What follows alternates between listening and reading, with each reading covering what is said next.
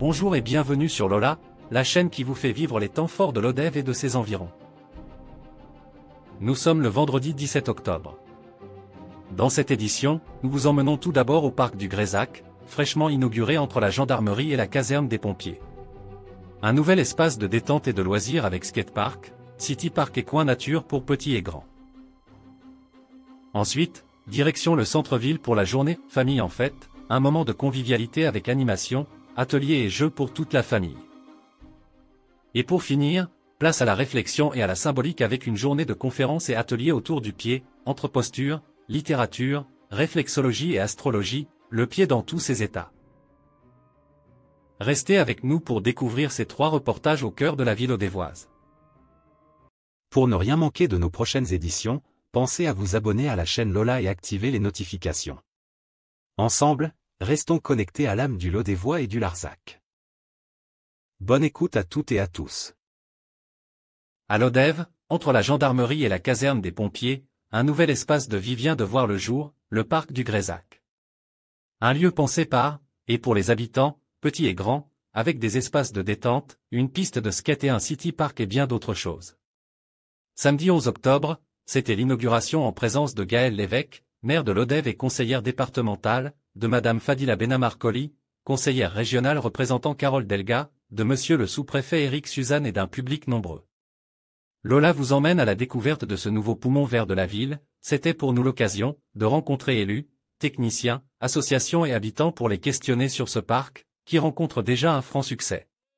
Avant d'aborder ce fabuleux parc de Grézac que vous avez pu les uns et les autres découvrir, je voudrais remercier tous les Lodévois qui m'ont exprimé leur amitié, leur soutien et leur compréhension. J'ai entendu beaucoup de personnes m'exprimer des regrets parce qu'ils m'ont dit qu'ils comptaient sur moi en mars 2026, mais qu'ils respectaient cette mise à distance du pouvoir que j'avais souhaité opérer dans une période où les politiques ne donnent pas forcément tous le bon exemple. Et suite à ma déclaration de non-candidature au municipal, je voudrais remercier l'équipe municipale pour sa confiance et son soutien. Je voudrais remercier les maires, ceux du Lodévois-Larzac, mais pas que, qui m'ont vraiment témoigné de beaucoup de compréhension. Et puis aussi noter les réactions publiques de Carole Delga ou Mickaël Delafosse qui m'ont beaucoup touchée. Et merci à toi, Hussein, aussi, de tes mots quand je t'ai appris ma décision. Et comme on est entre amis, je peux un petit peu compléter la lettre que j'ai écrite aux Lodévoises et aux Lodévois, parce que la semaine que nous venons de passer est assez troublante et pourrait nous donner à croire que les politiques nationaux font tout pour détruire nos institutions. Et on peut comprendre le dégoût qui s'empare de la plupart d'entre nous. Et puis, une petite pique, mais la politique, c'est quand même un domaine qui est assez misogyne. C'est mon regard aujourd'hui, avec des égos qui souvent entraînent des positionnements assez ridicules. Moi, je pense qu'il faut l'avoir en tête, il faut que les femmes s'engagent au national comme ailleurs. Pour revenir au parc de Grézac, puisque c'est ce qui nous réunit aujourd'hui, je pense que vous n'avez pas oublié les 7000 m² de bitume qui, il y a quelques mois encore, étaient cet espace-là. On trouvait un multisport, un terrain multisport un peu vieillissant, un skatepark assez dangereux. Et donc, à ce moment-là, il y a quelques années, donc j'ai reçu une habitante de Lodève qui fréquentait avec ses enfants ce skatepark et son papa est là. Et elle m'a dit qu'un de ses fils, en fait, était tombé et qu'il y avait un vrai problème sur cet espace-là parce qu'il y avait des tout petits qui jouaient avec des plus grands et que voilà, c'était dangereux pour tout le monde. Et donc c'est ça, c'est un peu cette rencontre qui a été le moteur de cette décision de changer tout cet espace et de le réhabiliter. Et puis c'est lié aussi à plein de remontées qu'on avait eues, notamment de l'association du Champ des Possibles, qui avait interrogé les jeunes et qui avait tout un stock de questions à résoudre, de projets à amener dans cette réflexion. Et donc nous avons décidé, pour la conception de tout cet espace, de prendre des méthodes un petit peu différentes. On a réuni beaucoup de monde, on a réuni des élus, on a réuni des services, tous les services de la ville et de la communauté de communes en lien avec la jeunesse. On a réuni des associations, des concepteurs et on a interrogé des habitants. Au niveau des services de la ville et de la communauté de communes, c'est le service jeunesse, la direction des services techniques, le centre social, le service des sports et la médiation. Et à ce groupe de travail, on a associé le Champ des Possibles qui a réinterrogé sur comment est-ce qu'on doit restructurer cet espace, tous les jeunes. On a Tatiana Carmier qui a organisé une concertation avec tous les riverains parce que c'était aussi un point noir. Des jeunes qui restaient trop longtemps le soir sur cet espace-là, ça faisait du bruit, ça résonnait et ça importunait les riverains. Et puis on a énormément discuté aussi avec Mao qui, du coup, forte de tous ces éléments-là, a pu établir une programmation. Et donc c'est le croisement de tous ces regards qui donnent l'espace que vous avez à voir aujourd'hui, à voir et à vivre. Le constat était assez clair sur cet espace-là, il fallait renaturer. C'est vraiment ce qu'on s'est dit à l'issue de toutes ces concertations. Parce qu'en fait, il y avait plusieurs enjeux à traiter sur cet espace-là. Déjà, 7000 m² de bitume, c'était un îlot de chaleur terrible qui le rendait complètement inutilisable au moment des plus fortes chaleurs. Ça nous a permis de régler un problème de ruissellement. Souvenez-vous, à chaque épisode Sévenol, un torrent qui se déversait là à l'angle sud. Donc là, Mao nous en dira quelques mots tout à l'heure, mais la création d'une noue permet de gérer ces eaux de ruissellement. Et puis, il fallait développer les usages sportifs pour les jeunes, pour les clubs, pour les écoles qui utilisaient déjà cet espace. Alors, on peut noter que la qualité du skatepark aujourd'hui n'est pas vraiment à démontrer puisqu'on voit des gens qui viennent de bien plus loin que l'ODEV, bien plus loin que le Lodévo-Larzac, bien plus loin que le Cœur d'Hérault pour utiliser ce skatepark. Et puis, il y a encore des choses à faire. Bien sûr. Dans le budget 2026, on proposera au conseil municipal l'installation de toilettes publiques, vraisemblablement sur le petit parking à côté de Ramadier. Je voudrais remercier toutes les entreprises qui sont intervenues sur le site. Alors, il y a ETPA Méditerranée qui s'est occupé des terrassements et de tous les réseaux et ils ont travaillé avec l'entreprise Musarelli pour tous les bancs gradins en pierre. Il y a Airlines Skatepark, on en parlait, SERP pour les plantations et tout le mobilier en bois, Idée Verdé pour le terrain de foot à 5 et le City Stade derrière, Win Ovatio pour les jeux en bois enfants et la signalétique, qui a travaillé avec la société C'est dans l'air, avec Cédric Laurent, qui est présent ici aujourd'hui. Donc merci à tous et un grand merci à la maîtrise d'œuvre. Donc c'est l'agence d'architecture Constructo qui s'est occupée de notre parc de Grézac, Samuel Stamboul et Stéphane Flandin, avec Mao Michez en tant que paysagiste. Donc merci à tous, vous avez travaillé très vite et vous avez livré cet équipement bien plus tôt que prévu. C'était prévu normalement en octobre, d'où l'inauguration d'aujourd'hui, mais les jeunes lodévois, jeunes et moins jeunes, ont pu dès le début du mois d'août occuper les lieux. Et pour finir, vous dire que c'est vraiment une joie énorme pour moi. Je passe ici à peu près 4, 5, 6 fois par jour. et de voir à chaque fois combien les gens se sont appropriés, les gens de tous âges se sont appropriés ce lieu. Et ça donne du sens vraiment à une action municipale que de voir les habitants qui vivent ensemble et qui sont bien ensemble sur l'espace public et qui se sentent un peu comme chez eux, voilà, sur l'espace public. Donc je suis ravie. Merci à toutes et à tous. Merci Madame le maire. Oui, alors juste une petite intervention. Je parle au nom de l'équipe de concepteurs, à laquelle je rajoute Anna Prugne, aussi paysagiste, qui a travaillé avec moi pendant les études. Donc c'est effectivement un projet très co-construit, puisque on a eu la chance un petit peu d'avoir une carte blanche donnée par la ville en termes de programmation.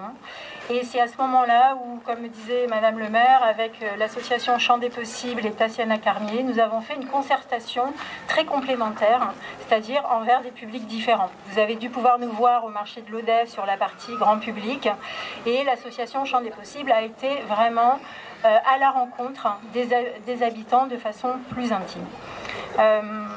Et de tout ça a remonté en fait des souhaits, des désirs de la population riveraine et pas que, lodévoise et communautaire. Et la conception s'est véritablement inspirée en fait de ça dans les différents lieux que nous avons voulu créer. Donc on avait une commande d'un parc sportif et qui est devenu en fait un parc paysager et sportif, mais surtout intergénérationnel. En créant, alors un des grands gestes dans la co-construction et dans le dessin, ça a véritablement été de remettre à niveau en fait ce parc par rapport à l'accès plein est, sud-est, afin de permettre à la ville de rentrer dedans de façon naturelle, soit par des gradins, soit par des rampes. Mais en tout cas, souvenez-vous, on était sur un terrain de foot perché qui avait 2 mètres de nivellement au-dessus de la voirie et complètement clos, complètement refermé. Donc l'idée, c'était d'abord l'accessibilité, de pouvoir montrer en fait que ça se lise dans le dessin même du parc. Et ensuite, naturellement, cette volonté de remettre à niveau en fait le terrain a créé différentes terrasses, différents niveaux dans lesquels venaient naturellement se créer des petites aires. Donc on a les jeux bois pour enfants sur un âge de 3-12 ans. On a ensuite toute l'aire de musculation extérieure sur un âge à partir de 13 ans et pour les adultes. Et puis ensuite on a cet espace avec une piste de danse. Donc j'invite vraiment en fait la population et les associations à venir s'emparer de ce côté piste de danse ou scène et des zones de pique-nique à l'ombre des arbres qui ne vont évidemment pas tarder à pousser. On a toute une deuxième zone de plantation sur toute la partie est en fait qui va arriver là cet hiver, puisque le chantier ayant commencé en janvier, il y a des dates en fait au-delà desquelles on ne peut plus planter. Donc il est reporté pour la fin sur les plantations. Mais en tout, on aura environ une centaine de formes arborées dans cet espace où avant on n'avait vraiment que du goudron. La noue est réalisée avec des bombes volcaniques du Salagou. Donc ça, c'est quand même que la maire de Mérifond a mis à disposition. Donc ça, je tenais vraiment à la remercier. Et c'est vraiment un projet très ancré dans le local, puisque même la pierre vient de Laval du Tarn. Et a été ensuite et de forme très brute. Donc on a souhaité ça parce qu'on nous a dit « Oh mais c'est bizarre, il y a vraiment des côtés qui ont l'air abîmés sur les pierres. » Non, non, c'est pas abîmé, c'est volontairement. En fait, ce souhait, et notamment dans les gradins qui démarrent, c'est volontairement l'expression d'un socle qui se soulève et que l'on peut percevoir avec toutes les bandes d'argile en fait, qui constituent la formation géologique de ces pierres. Donc des espaces de repos, des espaces sportifs, et du coup ça devient intergénérationnel et familial, et c'est vraiment ça qu'on souhaitait développer sans qu'il y ait non plus de limites très très définies. Donc alors les espaces verts sont entourés de clôtures. Ça, c'est pour qu'ils poussent, en fait. Là, on est au temps zéro du parc. La végétation sera belle dans 3 ans. Il faut vraiment laisser le temps, en fait, pour que l'espace parc se développe. Et au-delà de ça, on verra comment on gère, en fait, la fréquentation importante. Parce que si on emmène tout le monde dans les plantations, elles ne vont plus exister. Donc, Aujourd'hui, il faut patienter derrière ces barrières et l'idée, c'est vraiment que la végétation s'installe. Bon, voilà, pas plus. Après, le parc est vraiment sur un fonctionnement associatif, scolaire et grand public, avec, comme ça, j'espère, une rotation qui va se faire naturellement sur toutes ces aires. En tout cas, on remercie beaucoup toutes les remontées en fait, du public quand on vient se balader dans le parc, qui sont vraiment contents d'être là et avec un joyeux mélange. Et je trouve que tout se passe bien et c'est vraiment très vivant comme espace. Et aussi, on remercie l'équipe d'œuvre de l'implication des entreprises pour mener à bien ce projet. Sur le skatepark, je vais peut-être laisser Stéphane dire 2 mots en fait, sur le niveau de difficulté, parce que c'est quand même un élément nouveau. Souvenez-vous, avant, on avait des espèces d'éléments bois un peu obsolètes. Et donc là, donner un peu un code de pratique de ce skatepark, même si aujourd'hui, il est bien parti tout seul. C'est un grand moment, pourquoi ? Parce que il y a une grande défiance vis-à-vis de la politique. Ça sert à quoi, la politique ? Les élus, qu'est-ce qu'ils font ? Eh bien voilà, c'est des choix politiques. Avoir ce parc ici, c'est un choix. Avoir une médiathèque, c'est un choix. Avoir un cinéma art et essai, qui présente également des blockbusters, c'est un choix. Et ce choix, je crois qu'il est très pertinent. Ce city, il a été occupé de tout temps et il est important pour de nombreuses générations. Je vois les Quadras, qui ont fait beaucoup de foot ici, je le sais parce que j'ai des enfants et que j'y ai passé beaucoup de temps. Et à titre associatif aussi, les œuvres d'art que vous voyez là, ce ne sont pas des vulgaires graphes, ce sont des œuvres d'art qui ont été réalisées par des artistes de renom, montrent tout l'enjeu et toute la prise en main de cet espace par l'Elo des Voix. Alors il est important aussi, pourquoi ? Parce qu'on l'a dit, c'est intergénérationnel.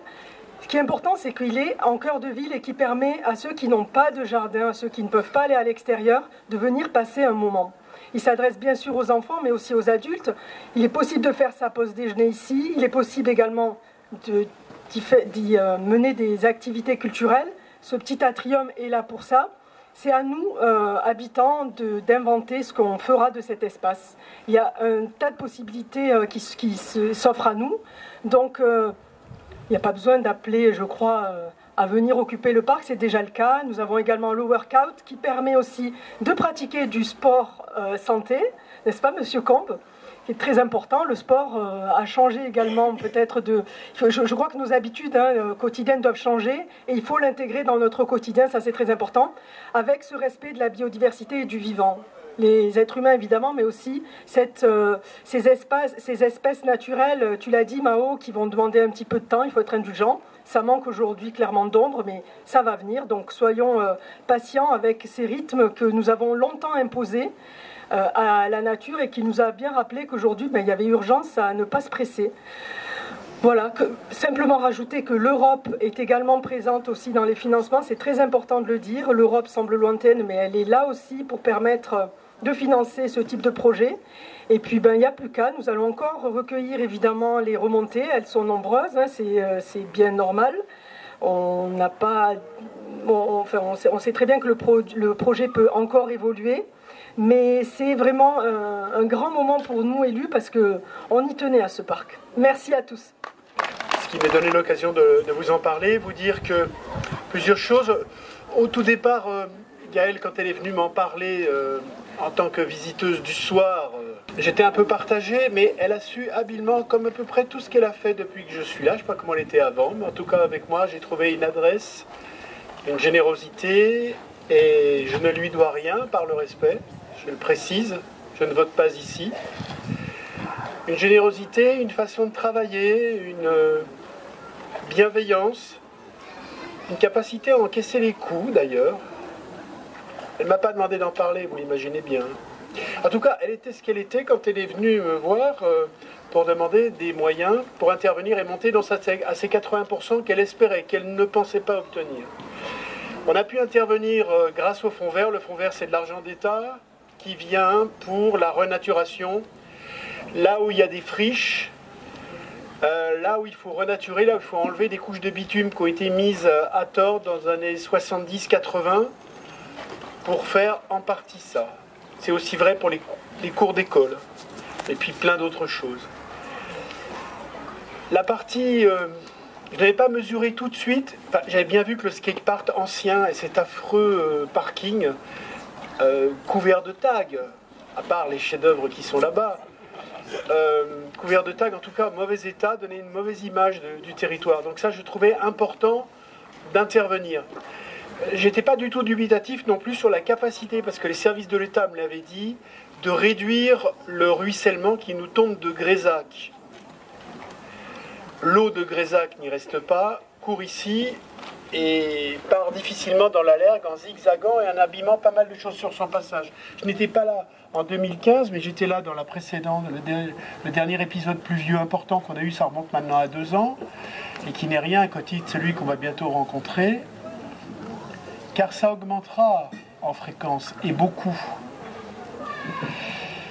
Donc je trouvais ça vraiment particulièrement intéressant. Et puis il y a quand même une dernière chose qui m'avait convaincu, c'est qu'on arrive dans un territoire à réunir différentes catégories de personnes, mais à donner des enfants, et sans doute aux plus pauvres, mais pas uniquement, pas de misérabilisme, hein, mais quand même, sans doute, aux plus pauvres, ceux qui ne partent pas en tout cas en vacances. En France, c'est un enfant sur 4. Hein. De leur donner un espace de jeu où ils se sentent bien, en sécurité, où les énergies peuvent se canaliser, sport, pas sport, aux plus anciens de se retrouver dans un espace paysager, et Dieu sait qu'il le sera encore plus. Comme moi aussi je passe entre 3 et 4 fois par jour devant, j'ai suivi avec un certain œil la construction. J'étais même inquiet à un certain moment parce que j'ai vu des gens taper très fort sur des gros pieux avec des pelles mécaniques. J'ai même dit à Gaël, ils sont en train de tout abîmer. Il m'a dit non, ça fait partie du protocole. Ceux qui ont été tapés, les coiffes des poteaux en bois seront arasés. Et tant mieux parce qu'elles étaient abîmées. Au final, j'aurais 2 choses à dire, et vraiment pour terminer. Nous sommes un pays avec des difficultés, mais localement, j'ai pu mesurer depuis plusieurs années, et particulièrement ici, que quand on se met d'accord par-delà nos différences, il est normal qu'il y ait des différences d'approche. Quand il y a un projet généreux, bien pensé, avec de bons architectes, de bons professionnels qui interviennent, quand on sait où on va et que l'enveloppe ne dérape pas, la volonté municipale peut aller très loin dans la capacité à améliorer la vie des gens tous les jours. C'est vrai pour un cinéma, c'est vrai pour un espace comme celui-ci. Ça sera bientôt vrai pour la piscine que j'appelle de mes voeux, puisque je n'aurais pas pu faire le seul sport que je pratique. Mais ça sera bientôt le cas. J'aurais voulu d'ailleurs qu'on aille plus loin, mais financièrement on n'y arrivait pas. Je crois aussi qu'il y a un moment, il faut considérer qu'on ne peut travailler qu'avec l'argent qu'on a. Sur les grands travaux, il est normal de faire payer les générations futures. Pour ce qui est de notre protection sociale ou médicale, c'est plus discutable parce qu'ils auront la leur propre à payer en plus de nos retraites. La deuxième chose que je voudrais dire, c'est que le patrimoine public, tout ça, c'est un truisme, mais je le rappelle, c'est le patrimoine de ceux qui n'en ont pas. Donc quelque part, on leur donne, on nous le donne, on doit veiller dessus, être bienveillant avec lui et l'accompagner. La gratuité est une forme de respect. Merci. Bonjour, je m'appelle Maomi Chaise, paysagiste. Je suis donc paysagiste conceptrice indépendante et j'ai réalisé avec l'agence Constructo Architecte, spécialiste en architecture de skatepark, le parc de Grézac à Lodève. D'accord. Quelles ont été les étapes de conception de ce projet ? Les étapes ont commencé par une concertation publique et une programmation du site qui fait 6000 m² environ et qui était un site complètement stérile. Donc nous avons d'abord concerté la population pour savoir quels étaient les désirs, en plus du programme que nous avait donné la ville, qui était un programme de parc sportif, avec un foot à 5, avec un city-stade, avec un skatepark. Et nous avons amené l'ensemble d'éléments complémentaires comme les tables de ping-pong, la piste de danse, les tables de pique-nique, les jeux bois pour enfants et l'aire de musculation extérieure. D'accord. Donc pendant ces travaux, quelles difficultés avez-vous rencontrées ?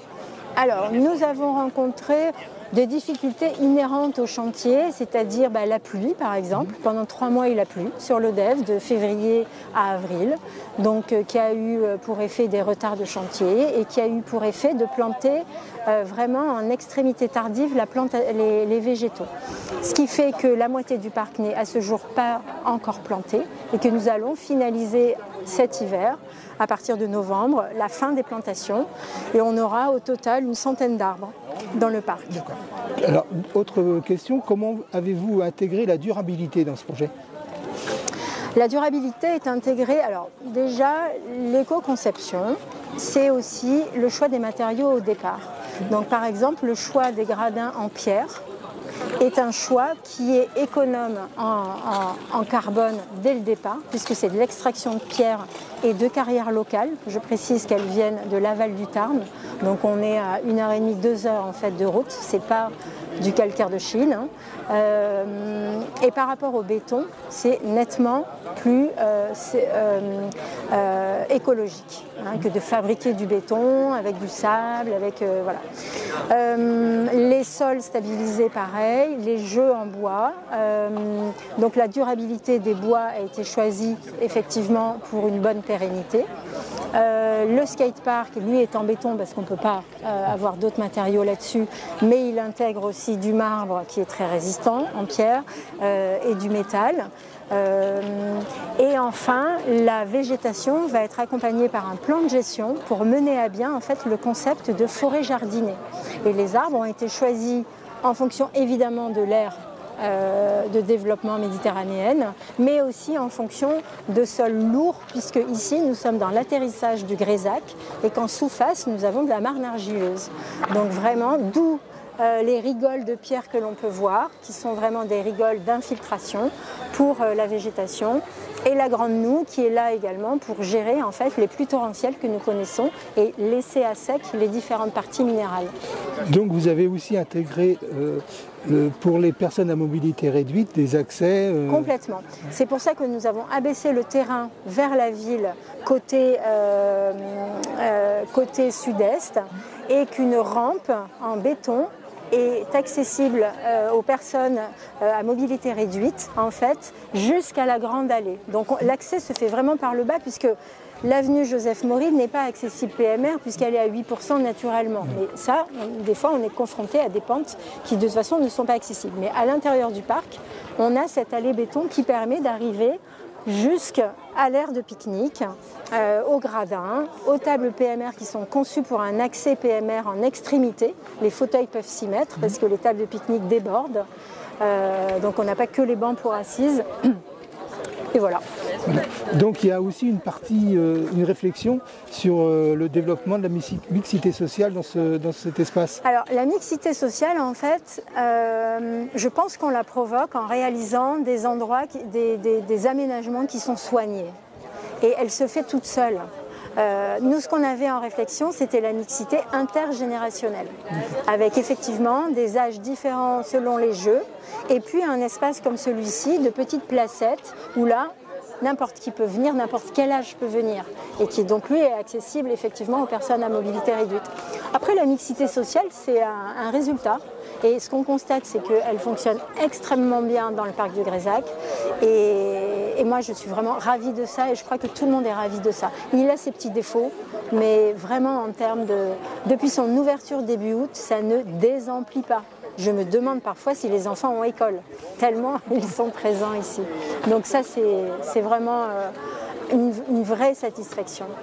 Écoutez, je vous remercie. Mais c'est moi qui vous remercie. Et puis on va faire un tour dans cet espace. Et ben voilà, prenez de belles photos. D'accord, je vous remercie. Au revoir. Bonjour Noémie. Bonjour. Donc vous appartenez à l'association Le Champ des Possibles. Oui, tout à fait. Et vous avez donc travaillé sur ce projet d'aménagement du parc du Grésac. Est-ce que vous pouvez nous préciser un peu votre rôle ?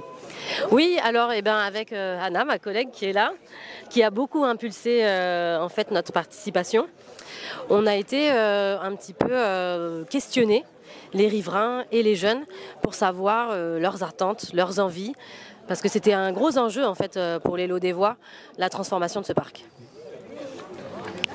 Je la rejoins, c'était important de soutenir les riverains dans cette idée d'accompagner un peu le projet et puis aussi répondre à leurs attentes, à leurs problématiques, que ce soit un site qui puisse correspondre à la fois aux riverains mais aussi à ce que la municipalité attendait de ce projet. D'accord. Est-ce que vous pouvez nous préciser les temps forts de votre réflexion et les relations que vous avez eues avec les concepteurs, les aménageurs, quoi? Oui, ça a été long, c'était beaucoup de réunions et ensuite beaucoup de travail d'aller voir directement les gens chez eux. Donc ça prend aussi du temps. Heureusement, comme Hannah, elle est aussi riveraine, ça nous permettait d'avoir un contact beaucoup plus facile avec les familles puisqu'on a des visages qui sont identifiés dans l'ODEV, ce qui permet d'avoir accès aux informations on va dire plus facilement. Les gens donnent plus facilement leur avis quand ils se sentent en confiance et qu'ils se disent que peut-être enfin ils vont être entendus. Alors nous on leur a vraiment précisé qu'on ne savait pas ce que ça donnerait parce que nous on ne pouvait que transmettre la parole.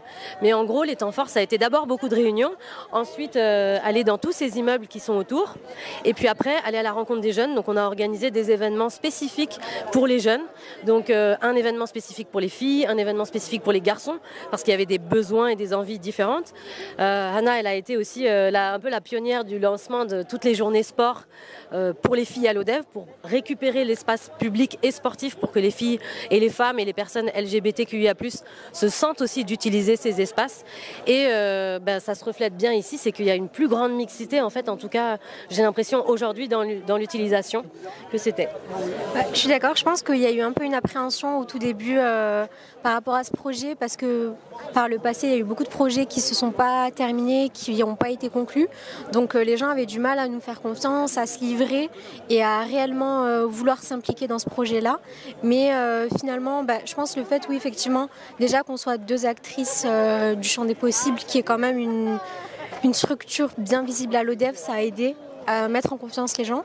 Puis il y a eu aussi l'idée qu'on était là uniquement pour récolter la voix, donc qu'on n'était pas garante de ce qui allait se passer par la suite, mais on était uniquement là pour rapporter les besoins, les envies, les problématiques.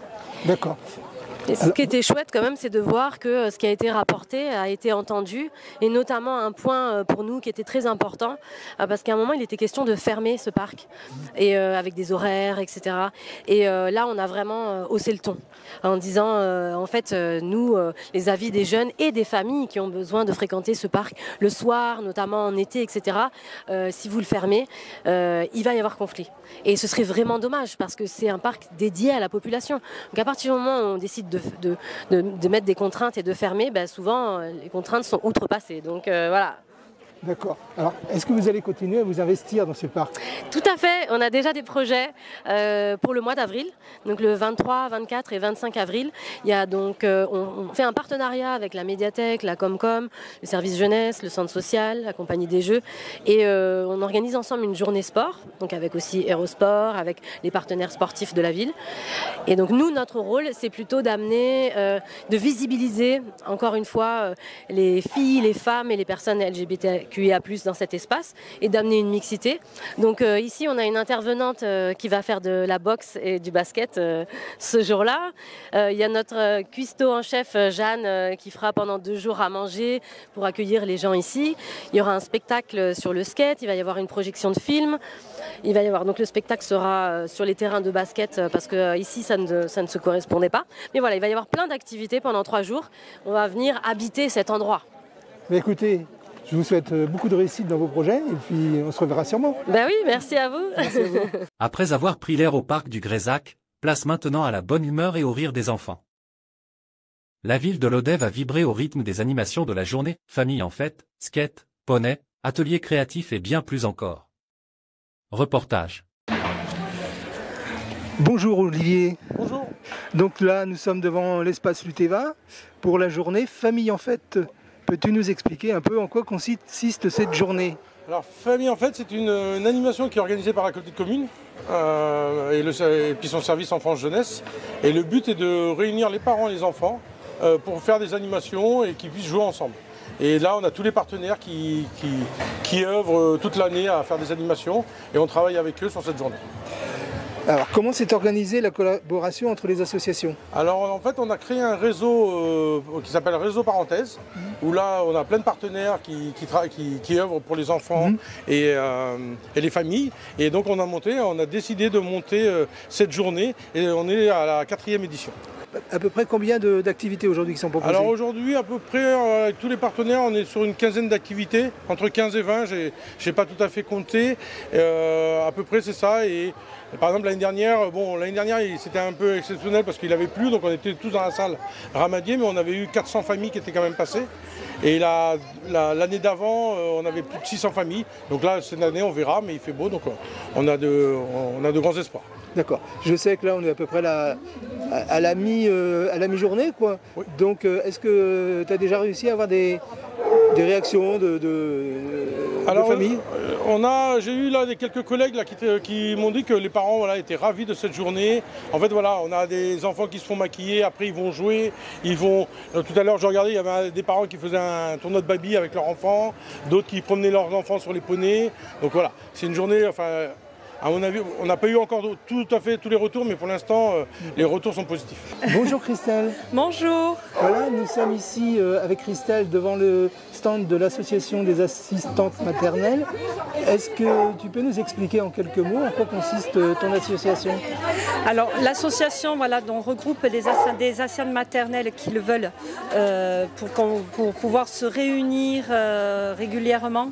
Alors quelle activité proposez-vous aujourd'hui? Alors nous, l'activité que nous proposons aujourd'hui, ce n'est pas vraiment une activité, c'est une buvette où nous vendons des quiches, des pizzas et des crêpes, des boissons. Voilà, pour l'association. Donc c'est des parents qui nous ont préparé des quiches et des crêpes, des quiches et des pizzas. Et nous, on a préparé des crêpes pour l'association, de façon à pouvoir réunir de l'argent, pour pouvoir acheter du matériel, faire intervenir des personnes pendant les activités des enfants. Aller à la ferme voir des animaux. On a aussi des spectacles, comme là le spectacle de Noël, où on fait venir un spectacle. Et et on soutient aussi les initiatives locales, comme là, Famille en Fête, qui ont besoin disons qu'on a besoin d'eux et qui ont besoin aussi de nous. D'accord, d'accord. Alors là, vous avez répondu à peu près à la question que j'allais vous poser. Comment réagissent les familles et les enfants dans votre stand? Alors aujourd'hui, là, je ne peux pas vous dire, mais ça marche, ça va, c'est bien. Ça marche super bien. Voilà, on nous pose des questions pourquoi on existe, donc on leur explique aussi.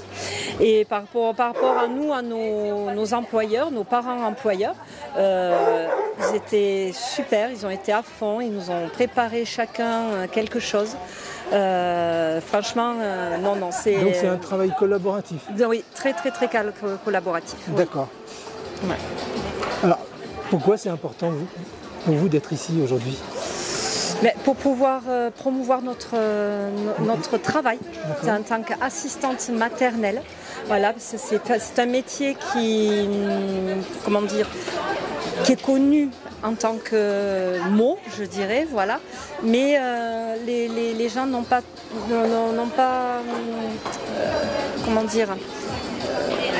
de façon à montrer qu'une assistante maternelle n'est pas quelqu'un qui ne reste qu'à la maison s'occuper des enfants, mais fait beaucoup de choses autour. Les sorties, comme on disait, d'aller à une ferme, et de faire des activités pendant un jeudi sur deux, nous nous réunissons dans une salle de la Comcom où nous faisons des activités motrices, des rencontres, des spectacles.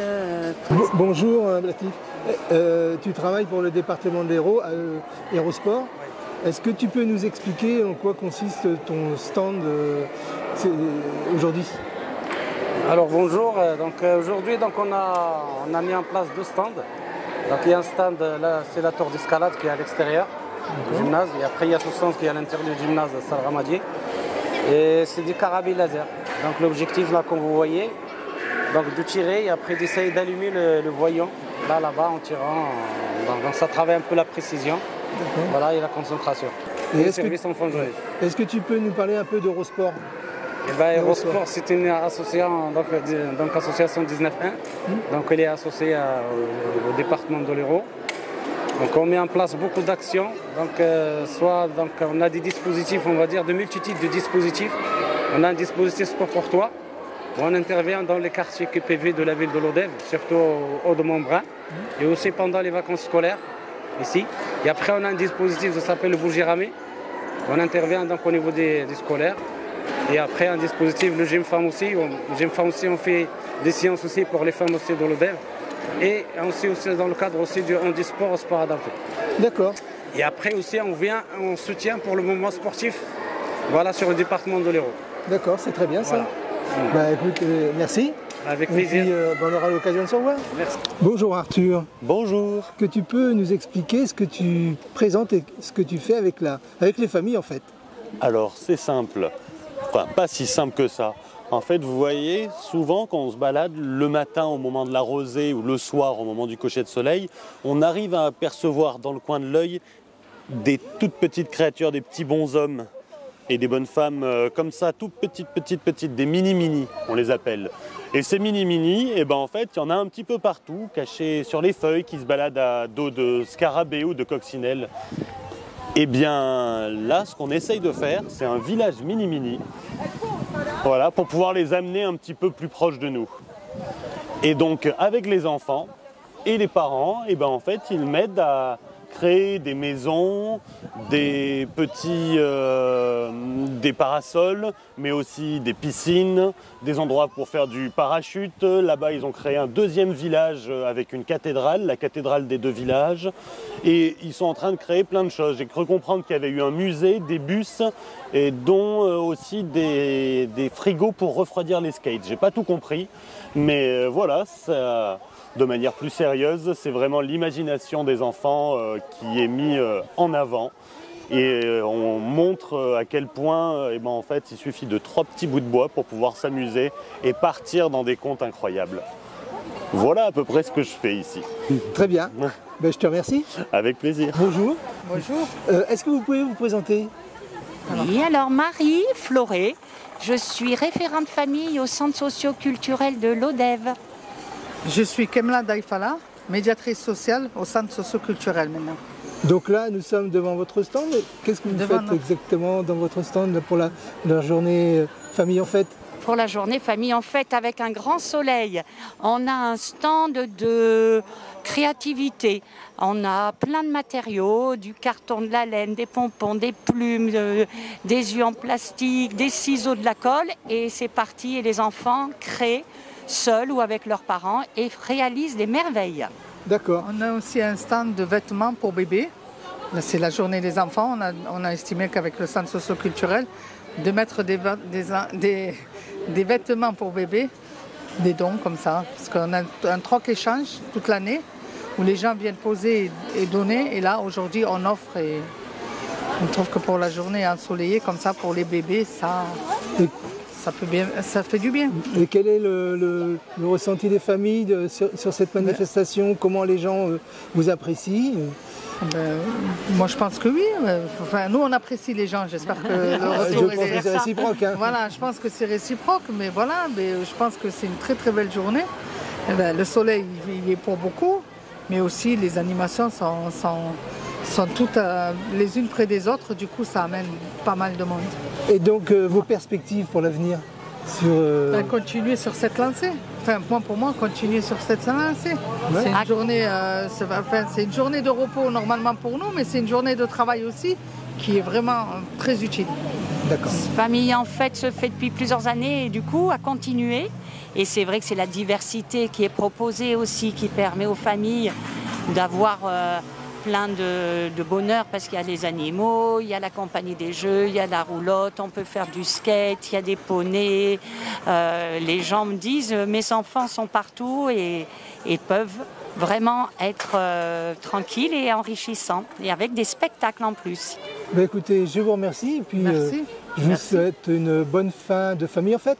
Merci. Bonne fin de journée à vous. Merci. Après l'énergie débordante de famille en fête, on lève un peu le pied, au sens propre comme au figuré.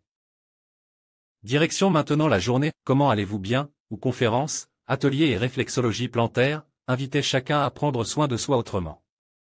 Je laisse la parole à la présidente de l'association qui nous fait un bilan. Oui, alors c'est une journée, c'est la 4e édition des journées Comment allez-vous bien ? Chaque année, on explore un thème différent. Cette année, on explore la thématique du pied. Donc c'est une alternance de conférences, d'ateliers.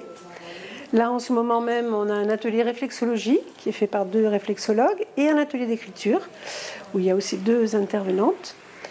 Là, aujourd'hui, on a eu une petite modification d'emploi du temps parce qu'on a eu des intervenants malades. Donc, on a un peu modifié le programme, mais globalement, tout s'est bien passé. Et cet après-midi, ensuite, on a encore après cet atelier-là, on a une conférence avec un astrologue, Christian Duchossois. Voilà. Ensuite, on a du spectacle vivant avec de la danse africaine. Et on termine par un apéritif et tirage de la tombola. Pour l'année prochaine, vous prévoyez quel thème ? Ah, ça, ce n'est pas encore dévoilé. Ah. Non, je ne sais pas. À chaque fois, on se laisse un peu porter par les thèmes. Donc là, je ne peux pas vous dire l'année prochaine ce que ce sera. Donc rendez-vous l'année prochaine ? Oui. Même si on ne connaît pas le thème ? Oui, voilà, même si on ne connaît pas le thème. C'est une très belle journée. Voilà, je vous remercie. Au revoir. Au revoir. Voilà, cette actu du lot des voix Larzac est terminée. Merci de votre fidélité et d'être toujours plus nombreux à nous suivre. On se retrouve vendredi prochain, le 24 octobre, pour une nouvelle édition de l'actu lot des voix Larzac. En attendant, prenez soin de vous, restez connectés et à vendredi prochain pour les dernières nouvelles de demain.